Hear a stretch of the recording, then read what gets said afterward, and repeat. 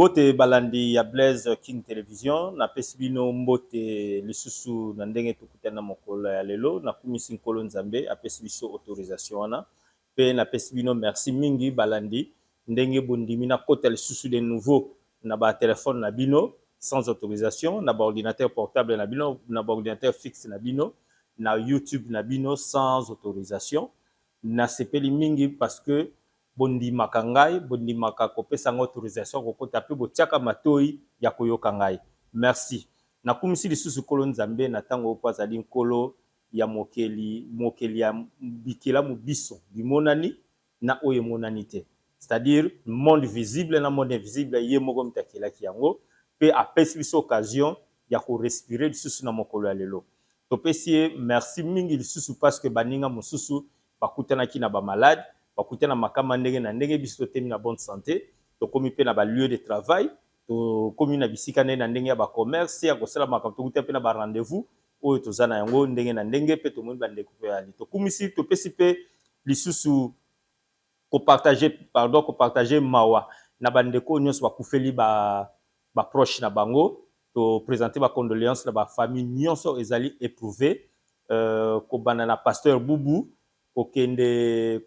kokende koleka na bana bumbu akufeli bongo chauffeur moko ba chauffeur munene produit yoyo na veni lukula kokende lisusu na bandeko oyo toyebani no toyebani te totangi te bino moko bolimbisa parce que ezali ba makambo ezali ebele na yango lelo tokokutana lisusu pona kosala pona cadre ya ba réflexion na biso na cadre ya kolakisa oyo mboka na biso ezali kobomba lokolo ko regorger lokola toyebi sol na sous-sol na biso eloko nini ezali mais oyo ezali kolo ya mabele na biso ezali bongo ba parc nationaux lelo tokolobela bongo likambo ya tourisme na parc national ya Garamba oyo ezali bongo na nord ya province ya ancienne province orientale donc au Zaïre nde tozalo bakala dans la nord na yango na Ouwele nde esika parc ya Garamba ezali lelo tokolobela sujet oyo eza ya tourisme tokolobela makambo ya banyama oyo eza na kati ya parc ya Garamba mais précisément lelo tokolobela likambo ya rhinocéros blanc eza espèce moko rare na Afrique awo kozongo na Afrique du Sud oui na RDC pe ezali mais eza kaka place moko na RDC na parc ya Garamba mais banyama yango esilaki na braconnage boyi bambororo bazali kokota wana koleka wana kobuma kosala bakokosala mais banyama na basilaki gouvernement na nzela ya ICCN bo kendaki bongo na Afrique du Sud kosomba banyama wana ba rhinocéros blanc bayaki nango batiaki na parc ya Garamba po esalake tango ba visiteur baza koya ezokota mwa lomeya na caisse ya l'État pe ba makambo ebele oyo tozala yango po seko kosalama na mboka na biso na yango tozali bongo na ba expert mibale na kati ya na cadre ya tourisme na niveau ya parc ya Garamba po na sima tokolobela pe su tourisme na niveau ya Boma na Boma c'est-à-dire que Baoba Estanlai tokolobela ngo pe tokuta na guide moko na kati ya office national de tourisme kuna na Boma na secteur ya Boma nde ko expliquer biso pe akopesa biso désirata donc kolela na bango na ndenge ya ko protéger l'état fa protéger place wana po soki ba génération etikali eye na sima na biso emoni yango te ekozala mabe mingi batangera na histoire mais bamoni yango te eza mabe mingi na yango ko makozonga na niveau ya parc ya Garamba pona ko solola bongo na monsieur Benjamin Poutou azali conseiller chargé monsieur Benjamin Poutou pardon azali conseiller en charge à conservatoire de la nature et biodiversité na ministère ya environnement et développement durable ye akenaki bongo ko yebisa biso le pourquoi l'état zwaki mbano ya ko somba biloko pona ko remplacer et puis avantage nango na mboka na biso ezali nini na sima nango tokena boko kutana na monsieur Baudouin Kabouya yazali bongo manager na secteur privé mais tel toujours makambo environnement ako expliquer biso pe lisusu à long et en large makambo o ya environnement ya environnement ou bien ya tourisme pe akoyebisa biso pourquoi banyama wana esengeli tobatela yango esengeli tozala nango parce que ezalaka kaka eza espèce moko rare ezalaka kaka na parc ya Garamba na parc mosusu evivaka te ezalaka na parc ya Garamba pe akoexplike biso baparc différent parc oyo toza nango banyama nini espèce nini na banyama ezalaka kuna pe bakote mosusu ezalaka te esengi mutu alingi amona gorille de la montagne ake na Kauzi Biega ake na nini baparc toza nango ebele to na Salonga nde okomona makambo nyonso ezali na yango mpo tokende mosika te tolanda nanu message oyo bandeko na biso basili kobomba kolakisa mpona biso bana ya RDC to bana monde mobimba oyo baza kolanda biso na nzela ya Blaise King Television. Mais n'oubliez pas de vous abonner massivement na Blaise King Television nde bokozwa ba image ya bien ya boye bokozwa ba sujet ya malamu ya boye mpona kotraite po ekolisa biso elakisa kita na biso tozala eza kaka diamante bokozwa ba message ya bien kaka na Blaise King Television nde bokomona maimaso mazali koleka ya malamu ya mboto leka na ba activité na biso tozali bongo na mois de décembre ezala ba activité nango ebele bongo tozali bongo na église Ejal église Jésus-Christ appelle à la lumière eza bongo lengeli bongo milulu ya 14 jours jeûne et prière kobanda le 1er décembre donc bandaki le 1er décembre tu le 14 décembre de 16h30 à 19h30 donc chaque jour du lundi au dimanche du lundi au dimanche de 16h30 à 19h30 des prières et banni à 16h de 19h30 avenue Lukula numéro 134 commune de Bumbu référence avenue Asosa direction Asosa Birmanie na katikati wana comme hôte ezali bongo prophète Jérémie Mwamba yende aza hôte ya 14 jours wana invité zali na prophète Serge Musenga prophète Samuel Lukusa prophète Samuel Kazadi na pasteur Yannick Angalikiana bango nde bazali wana mpona kolendisa bana na Nzambe pe kopesa ba prophétie ndenge message ya Nzambe eza kokita na yango toke lisusu toujours na mois de décembre eza ba mois moko eza temps fort kokene bongo na laboratoire universel de guérison spirituelle ezali mission ebale mbonge Congo bango pe baza kolengela milulu ya le 6 décembre donc lobby awa ezali bon ko fêter bazali ko fêter ko bobimi ya papa ya ntoma ya Nzambe papa mokonzi ebale mbonge na retraite ya 7 mois oyo kolo Nzambe ataki na pembeni mpona kolakisa ye méthodologie to kopesa ye puissance kotonisa na ba puissance nyonso sengi pe kolakisa ndenge nini na kokobikisa bana ya Nzambe na nzela ya maladie to bengi sida parce que na mokili tozo na monde le 1er décembre ba ko sala ko fungola mois de décembre ezali mois ya lutte contre le sida mais na mission balembonge ezali ko fêter retraite pe kuna tozomona ba témoignage ezali ba guérison na maladie ya sida ezali et ko ba activité wana ko banda le 6 décembre et ko sala na ba activité na ba centre nyonso bane balembonge bazali na monde donc na Canada na France na Afrique awa na Gabon na Congo Brazzaville na Congo Kinshasa awa tozala Kisangani na Matadi na Mbandaka na Bikoro centre de l'univers sika mission ebalembonge bandaki na Kikwit na Chikapa na Lubumbashi awa na Kinshasa tozali bongo na centre ya Brikine tozali bongo na centre ya Masina 5 na résidence ya papa mokonzi balembonge tozali bongo na centre ya Njili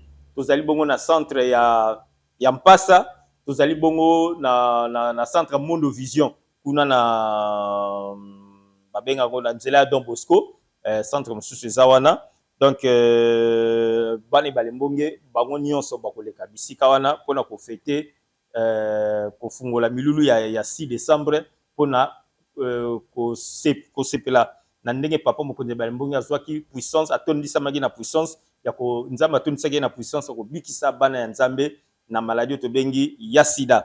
Na yango poto ke musika te bana balandi nyonso ya Blaise King Television bo s'abonner massivement na Blaise King Television,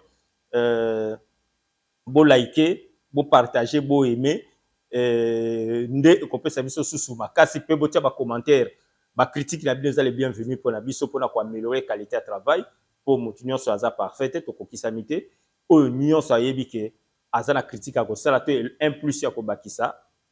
Numéro de téléphone ezali wana, ezali WhatsApp to okomeli ngai message soit na WhatsApp soit au bengi l'appel normal na koyamba yo, soit okomeli nga kaka na kati ya esika ba commentaire ezali na koyamba yo na ko tenir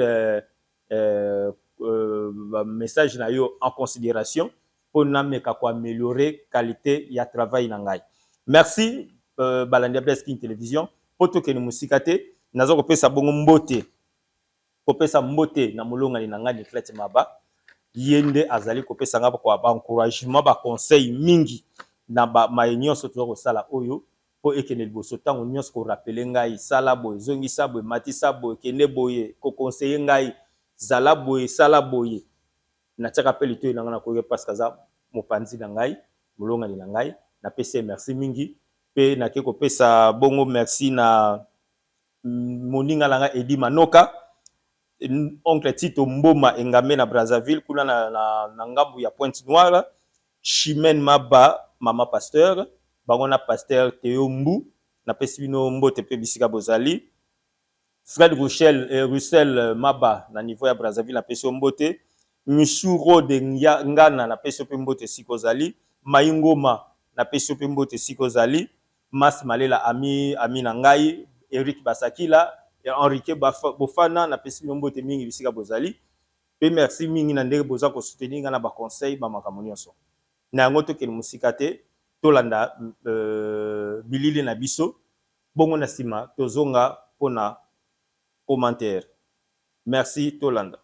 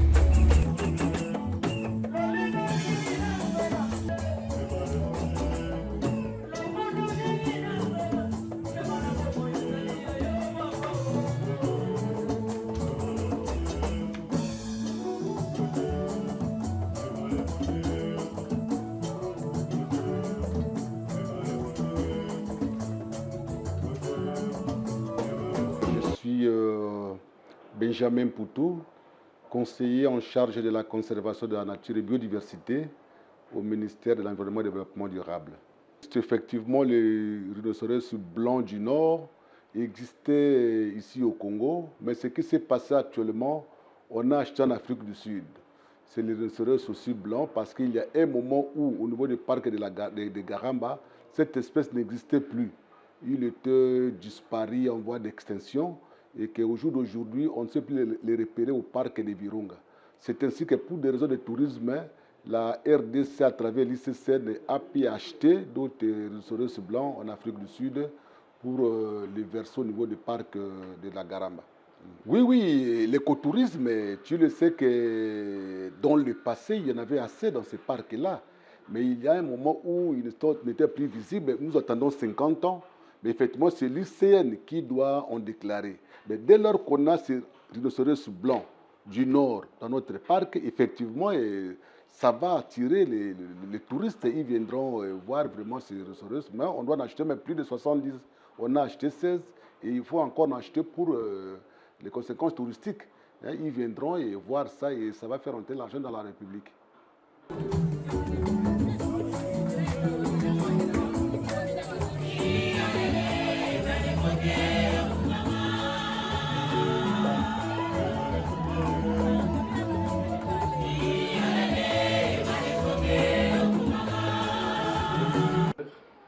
Je suis M. Baudouin Kabouya, je suis Brand Manager à Tukende Africa.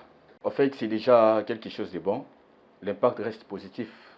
Pourquoi? Parce que ceci vient assurer ce qu'on appelle la richesse complète du parc. Parce que vous savez, le parc de Garamba, c'est le seul parc parmi les 9 parcs nationaux de la RDC où on trouve des rhinocéros blancs. Vous voyez? Ajouter 16 rhinocéros blancs aux rhinocéros qui sont là, l'impact reste d'abord positif. Pourquoi? Il y a aussi les développements touristiques. Vous voyez, d'abord pour la communauté locale ainsi que pour les étrangers qui doivent venir là-bas. Parce que tout le monde qui veut voir les rhinocéros blancs n'a qu'à venir au parc de Garamba, au nord de la RDC, dans le Haut-Wélé, pour visiter les rhinocéros blancs. En fait, c'est un grand travail. C'est un grand travail que l'Office national du tourisme et les ministères sont en train de faire. Pourquoi? Parce qu'il y a eu ce qu'on appelle les braconnages. On a connu ça avec les parcs de Kaouzi-Biega, dans le sud Kivu, là-bas à Bukavu. Donc, les braconnages font en sorte que la survie des animaux ne sont pas vraiment à long terme. Vous voyez, quand il y a les braconnages, les animaux, il faut aller travailler avec les éco-gardes, tout ça pour que... Donc, c'est tout un grand travail avec... C'est tout un processus, je peux appeler ça. C'est tout un processus entre l'ONT et les ministères. Mais il y a aussi les secteurs privés qui viennent en appui pour travailler. De façon générale, d'abord, il y a ce qu'on appelle la formation. C'est là où Token Africa intervient beaucoup plus. Dans la formation des personnels pour les parcs. Vous voyez, quand je parle de la formation, je vois les éco-gardes pour permettre à ceux qu'ils soient formés dans le sens de la conservation d'abord des animaux. Il y a aussi la formation du côté de la communauté locale. La communauté locale doit être sensibilisée pour pouvoir garder ces espèces. Si les espèces, si les parcs partent en harmonie avec la communauté locale, donc les espèces vont vivre plus longtemps. Pourquoi? Parce qu'il y a les villages juste à côté des parcs là. Alors quand les villages, disons, la communauté locale est déjà sensibilisée en cette matière, on peut voir un rhinocéros en train de sortir du parc. La communauté locale peut alerter les personnels du parc pour pouvoir rappeler cet animal. En fait, nous à Token Africa, les problèmes de guerre, on dit, on ne s'attarde pas sur ça. Pourquoi? Parce qu'on dit que c'est une guerre politique. Nous, on a été à l'Est. On dit qu'il y a la guerre, on a été à l'Est. On a été au parc de Virunga, on a été au parc de Kaouzi-Biega. On a visité les parcs. On est dormi là-bas, on a passé une nuit là-bas dans des bungalows. Donc la guerre, quand on parle de la guerre, ce n'est pas vraiment ça. Ce n'est pas vraiment ça. Ça, c'est une autre communication. Voilà. Maintenant, avec Token Africa, le travail qui est en train d'être fait, c'est on a mis un programme en place qu'on appelle Mon pays, mon héritage. Ce programme-là vise à sensibiliser d'abord la population congolaise entière sur les tourismes local, les tourismes qu'on appelle les tourismes domestiques. D'abord, quand le Congolais lui-même aime son pays, quand le Congolais lui-même aime les tourismes, fait les touristes de son pays, ces problèmes-là, on va éradiquer de ces problèmes-là en un clin d'œil. Ok, en termes clairs, il y aura les recettes. Les recettes, pourquoi? Parce qu'il y aura tout le monde qui viendra voir les rhinocéros. Ici en Afrique, si on vous dit, si vous voulez venir en RDC, on vous dit, vous voulez voir quoi? Les gorilles de montagne, les gorilles de plaine, vous voulez voir les rhinocéros? On a toutes ces catégories des animaux qu'on appelle les Big Five. Nous, on a la chance de les avoir ici au Congo. Si quelqu'un veut venir ici pour visiter, ne fût-ce que les gorilles des montagnes, les gorilles des plaines, aller au parc de Kaouzi-Biega, visiter les gorilles, ça va faire en sorte que nous puissions emmagasiner beaucoup plus de recettes. Parce que déjà, le Congolais n'est pas sensibilisé sur le plan touristique, sur l'amour de la patrie. Ça, c'est un problème déjà de base. Si déjà dans la base, nous venons déjà à éradiquer ces problèmes-là, on n'aura pas à beaucoup plus parler de ça. Moi, personnellement, je vais vous parler de mon cas. J'ai commencé à aimer le tourisme tout en étant déjà dans les 25-26 ans. Voilà, si on m'avait déjà éduqué sur le tourisme dès les bas âges, toutes ces choses, je n'aurais pas dû parler de ça comme ça. Déjà, l'amour de la patrie, quand avec Token d'Africa, on vous dit, on vous parle sur les tourismes domestiques, on vous dit, vous avez l'okapi, vous avez les rhinocéros blancs, vous avez le paron du Congo, vous avez toutes ces espèces-là endémiques ici seulement en RDC, les rhinocéros blancs que vous avez cités. Et si chaque Congolais est éduqué dans cette direction-là, nous n'aurons plus à parler des questions touristiques, aimer les pays, les civismes et tout ça, ça serait déjà éradiqué dans le tourisme. Merci beaucoup. Un avion du type militaire. Voilà les dispositifs choisis par la firme Kibali pour rapatrier ce 8 rhinocéros blancs de l'Afrique du Sud à la RDC. La brève et émouvante cérémonie de débarquement est supervisée personnellement par le gouverneur du Haut-Tulé, Christophe Bassiani-Nonga ici à Doko.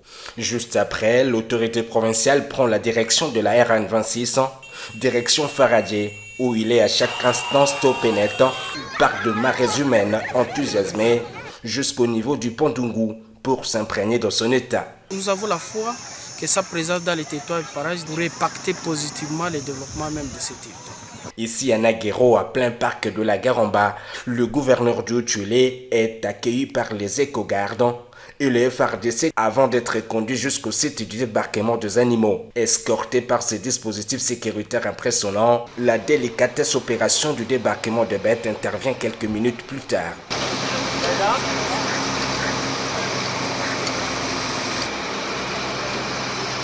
Je pense bien que l'avenir de ces animaux va booster le tourisme, mais va aussi nous contraindre, nous tous, que ce soit le gouvernement central et le gouvernement provincial, à travailler sur les infrastructures de façon que nous soyons très fréquentables. Après 72 heures de réadaptation, ils seront relâchés dans la nature pour retrouver les 8 autres membres de la famille venus dans les mêmes conditions. Au total, ce sont quelques 76 animaux qui seront réinsérés ici pour repeupler ce patrimoine étendu sur 12 900 km², dans lesquels œuvrent plus de 300 ex-co-gardes et des centaines de FARDC pour la sécurité.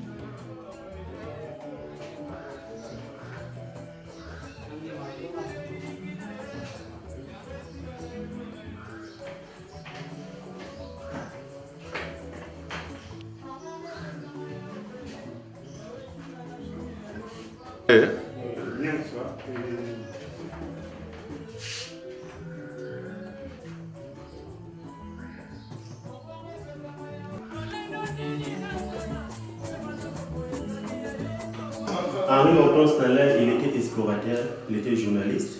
Il est né dans le pays des Galles. Il était d'origine galloise. Lorsqu'il a perdu ses parents biologiques, à l'âge de 14 ans, il est adopté par M. Hortense Tanler, un Américain Et puis installé pour faire le nom de son père adoptif et il a pris la nationalité américaine. L'objectif d'installer pour venir en Afrique, pour venir jusqu'ici à Boma, il a voulu découvrir la source du fleuve Nil. L'État compare vers les esclaves avec des collaborateurs, dont 3 Européens, un qui était arabe. Et cet arabe-là, il était encore le chef capitaine qui conduisait un canot qui était démontable. Le canot permettait à Stanley de naviguer sur l'eau parce qu'il suivait les traces des eaux pour découvrir la source du fleuve Nil. C'est un canot à vapeur. Et le canot que vous voyez devant vous représente les parcours de Stanley. Les flèches là indiquent cet itinéraire, là Stanley est passé. Ces peintures sont non des titres parce que dans les flèches communs, nous avons des parties qui sont non navigables. Et la partie blanche représente la terre pour les blessés. Lorsque Stanley venait en Afrique, il a commencé par Bagamoyo. Bagamoyo, c'est la Tanzanie. On commença par son exploration de Bagamoyo jusqu'au lac Victoria, 5 mois de marche à pied. De là, Victoria montait jusqu'au lac Edouard, redescendu jusqu'ici à Oudjidji. Ils ont fait 1 année 23 jours. Ils traversaient le lac Tanganyika jusqu'à Yangwé. Yangwé, ils montaient vers le nord Kisangani. Kisangani traversait la forêt équatoriale. Bandaka Kinshasa. Kinshasa Matadi, la route est non navigable. Il a démonté le canot, ils sont passés par la route des caravanes. Kinshasa, Mozi, Matadi, 4 mois de marche à pied. Comme Matadi Boma, c'est navigable, le jour pour laquelle Stanley arriva à Boma le 9 août 1857. Et lorsqu'il arriva à Boma, la ville de Boma n'était pas encore comme une ville actuelle. Il n'y avait pas de maisons, il y avait seulement des différents villages et les autochtones et les différentes nationalités occupaient ces villages. Et le jour pour laquelle il arriva à Boma, on l'a accueilli, tout près de l'arbre qu'on appelle l'arbre Baba de Stanley qui a porté son nom actuel. Et lorsque Stanley a fini de séjourner ici à Boma, et puis il est reparti par l'océan Atlantique pour l'Europe. Donc en bref, Stanley n'a pas pu découvrir la source du fleuve Nil. Il s'est trompé, il a fait fausse route en suivant le fleuve Nil va monter vers le nord pour lui croire que c'était le Nil. Comme le Nil passe au nord, lui croyait qu'il était sur la bonne voie.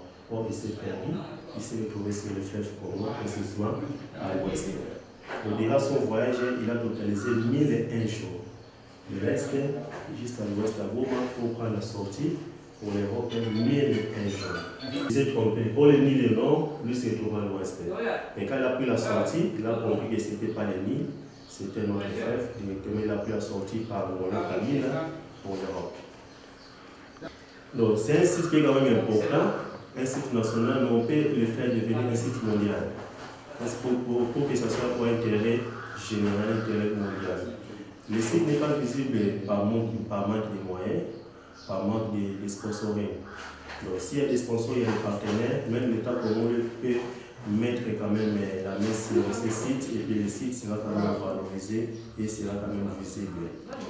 Des financements, des fonctionnements, ça nous permettra quand même à faire valoriser et développer le site Baba de Stanley qui est reconnu dans le monde parce qu'il y en a qui quittent même l'Europe partout ailleurs pour venir précisément visiter le Baba de Stanley. Alors ça sera bénéfique et intérêt non seulement national mais intérêt mondial. Donc ce que moi je dirais, le site ici vraiment appartient d'abord à l'Office national du tourisme. L'Office national du tourisme qui est un établissement public de l'État. Et nous sommes gérés par un DG qui est Madame Jolie Yomo. Je profite à cette occasion pour transmettre un message. Si nos autorités verront cette vidéo, ces images, en tout cas, le site ici, c'est un site que les gens viennent, les gens réclament. Ça nous fait vraiment mal de voir quand même un site qui est intérêt national, intérêt mondial, mais nous a laissé juste un petit espace. L'arbre ne respire pas bien. Nous sommes en train de l'étouffer. Donc vous verrez même par vous-même par des images qu'il n'y a vraiment pas d'espace, pas assez d'espace pour quand même bien recevoir les gens. Nous avons un petit espace et puis ça nous gêne de voir les gens viennent et puis voir avec les conditions avec lesquelles nous travaillons ici.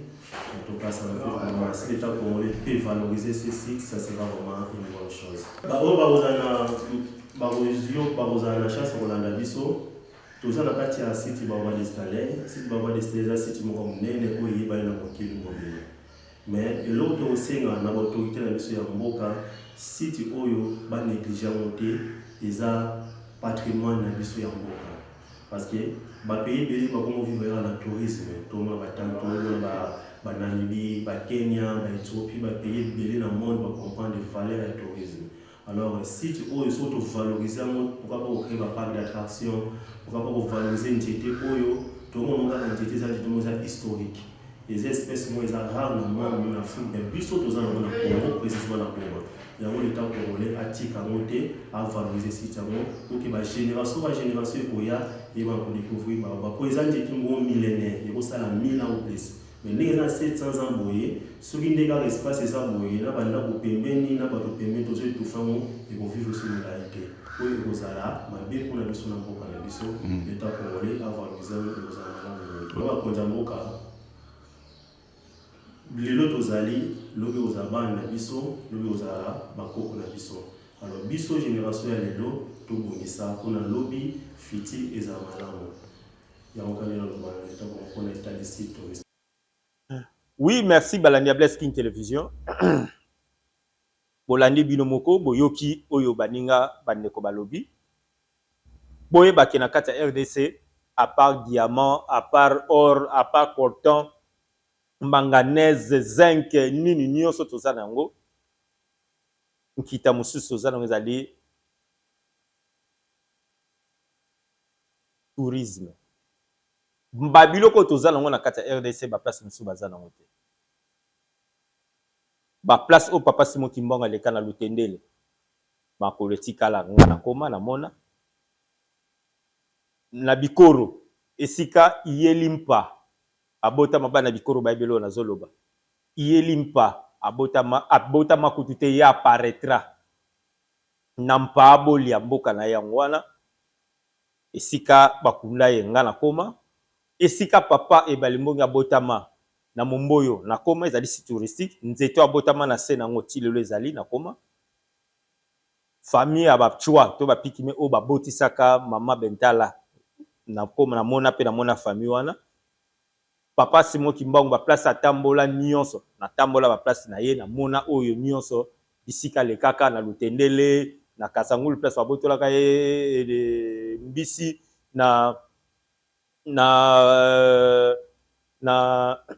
Nkamba esika bakunda na Lubumbashi na Kasobo esika bakunda na monaka na tambola bisika na nyonso na Kawele na ndaku ya Maréchal Mobutu kondo Maréchal Mobutu papa na biso Maréchal Mobutu na koma na Sainte Marie la Miséricorde na ndaku ne toujours na Badolite na koma donc na ngala tambola RDC mobimba ba place bitumbane ezali bisika nyonso tout na koma et de koloba ke mboka na biso tozana ezali tellement vaste ezala biloko ebele o esengeli to ebana ko protéger nango toza ko continuer toujours ko remercier bandeko nyonso baza ko soutenir biso de loin ou de près na ba conseil na bino na ba critique na bino naza ko zwa yango pe na ko bosa na ko remercier papi Kuindula Indol to mesa benge Indol na pesi mbote pe merci bisiko zali Mbuta André Mika na pesi mbote siko zali Ida Luvila lipasa na pesi mbote bana Ejal église Jésus t'appelle à la lumière na pesi mbote pe ba salutation makasi bisika bozali ko bana na prophète Jérémie Mwamba ko leka na papa Francis Mokambi Miché Gisèle Moussaka na pesi mbote Epiphanie na pesi bino mbote bisika bino nyonso bisika bozali koleka bongo na baninga mususu Odette Vangisavi chéri o to mesana obenge bongo na pesi pe mbote bisika ozali bane balembonge na pesi bino mbote Alice Yeli moyembi Alice Yeli na pesi mbote Nganza Mbengweli na pesi mbote Mokomi Fema na pesi mbote kuna na Londres bisika ozali Mama Emma na pesi mbote Nganza Godard Kandolo grand frère na biso na pesi mbote bisika ozali Saint-Trison na Brazzaville na pesi mbote bisika ozali ya Chomboyembi Chombe na Tenfo na pesi mbote bisika ozali Paul Boyika Motia na pesi mbote bisika ozali bane balimbonge nyonso bozali ebele moya kotanga nyonso ezali te banganza lipaka banganza bazebele moya kotanga pe nyonso ezate na pesi bino mbote mbote pe merci mingi bisika bozali pona bako ndenge bozo ko continuer ko soutenir na ba conseil na bino na ba critique na ba remoi ba remarque zo sala malamu mingi pour na bonne marche ya chaîne Nabino Blaise King Télévision. Bandeko balandi bomoni boyoki ya bino ndeko Dadi Kusaka ngayo na fani liboso na bino pona koyebisa na biso ke bo s'abonner na Blaise King Télévision, bo aimer, bo partager, bo commenter, pe bo critiquer, bo mona ba image ya bo kaka na Blaise King Télévision. Ezate ke otie sujet boye na kati contenu zelo musute nga sujet na nga la zotia et na ba contenu na nga ezokende ndenge moko. Nango na pesi bino mbote botika malamu tokokutana na mikolo ezali koya soki nkolo Nzambe azongi na inote. Merci botika malamu.